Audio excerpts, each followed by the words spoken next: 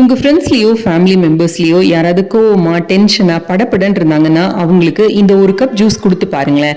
அடுத்த 5 நிமிஷத்துல அவங்க அவ்வளோ காமா, இவங்களும் அவ்வளோ கோவமா படப்படன்னு இருந்தாங்க அப்படின்னு சொல்ற அளவுக்கு காம் ஆயிடுவாங்க.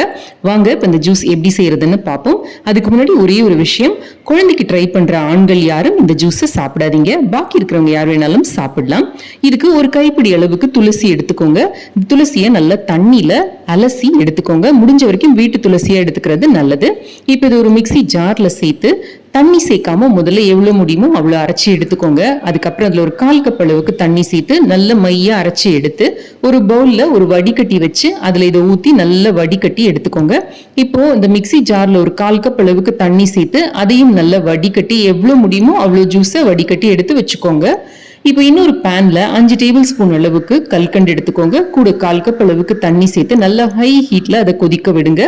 நமக்கு பாகு பதம்லாம் எதுவுமே வேண்டாம். நல்லா அந்த கல்கண்டு கரைஞ்சு நல்லா திக்காகணும், அவ்வளவுதான். அந்த மாதிரி நல்லா திக்காகிறப்ப ஒரு கல்லு உப்பு சேர்த்துக்கோங்க. அப்போ அந்த இனிப்பை நல்லா தூக்கி கொடுக்கும். இப்போ நம்ம வடிகட்டி வச்சிருக்கிற அந்த ஜூஸை சேர்த்துட்டு அடுப்பை ஆஃப் பண்ணிடுங்க.